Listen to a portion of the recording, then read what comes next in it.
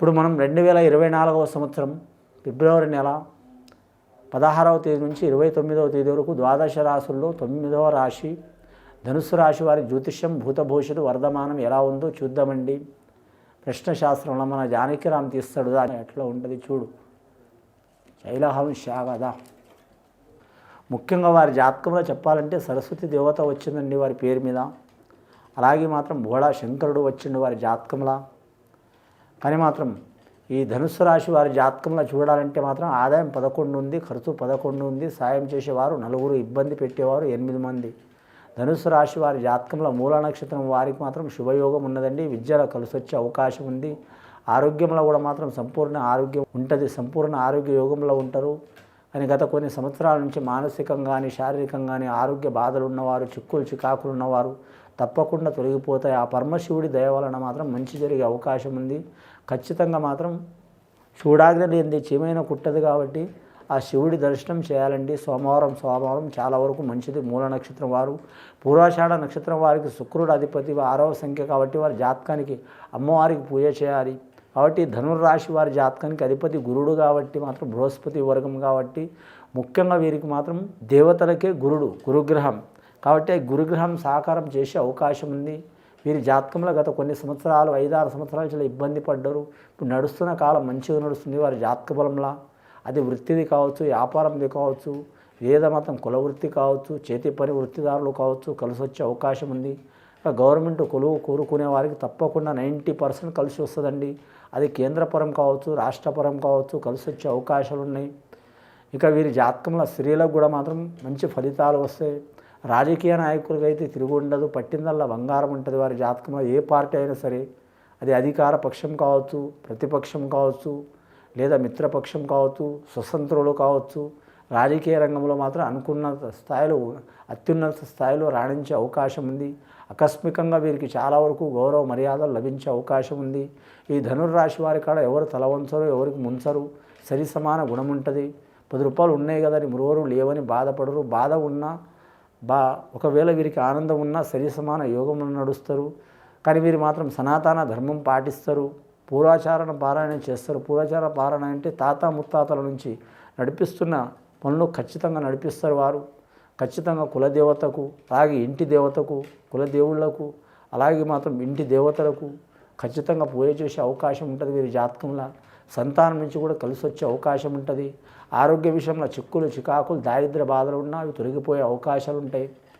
ఇక వీరి జాతకంలో చూడాలంటే మాత్రం ప్రైవేటు ఉద్యోగస్తులు మాత్రం మారాలనుకునేవారు తప్పకుండా మారతారు. స్థిరమైన వృత్తి లేని వారు స్థిరమైన వృత్తి పొందే అవకాశం ఉంటుంది. వ్యాపారం చేసే వారికి మాత్రం వీరికి పార్ట్నర్షిప్లో కలిసి వచ్చే అవకాశం ఉంది.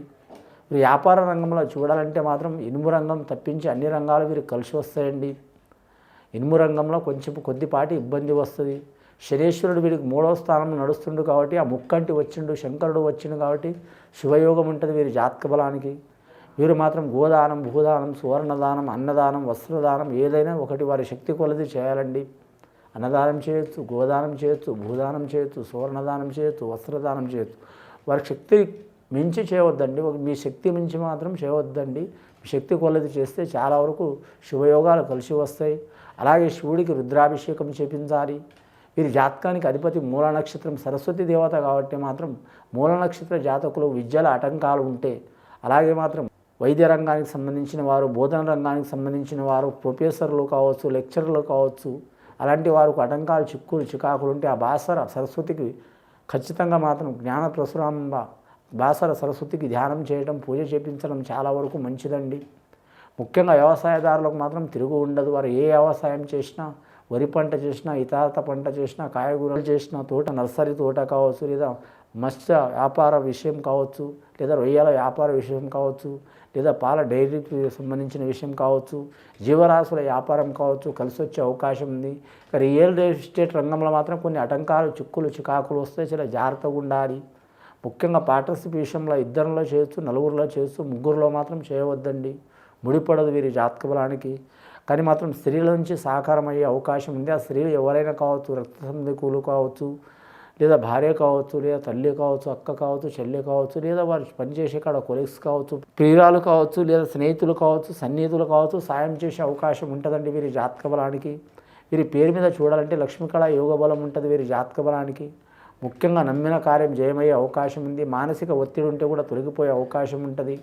ముఖ్యంగా వెండి బంగారం అచ్చుబాటు కంటే వీరికి ఇతరత వస్తువులు అచ్చుబాటు అయ్యే అవకాశం ఉంది. గృహ నిర్మాణం చేయాలనుకున్నా, కొనాలనుకున్నా, అమ్మాలనుకున్నా మంచి ఘడియ నడుస్తుంది. ఈ మాఘమాస ఘడియ చాలా వరకు శుభయోగాలు ఉంటాయి వీరి జాతక బలానికి. ముఖ్యంగా ఆరోగ్య విషయంలో జాగ్రత్తగా ఉండాలండి. ఆరోగ్యంలో పెద్దగా ఏం చిక్కులు రావు, కానీ మానసిక ఒత్తిడి మూలంగా వస్తాయి. అని పూర్వాషాఢ నక్షత్రం స్త్రీలు అయితే మాత్రం చాలా వరకు శుభయోగం ఉంటుందండి.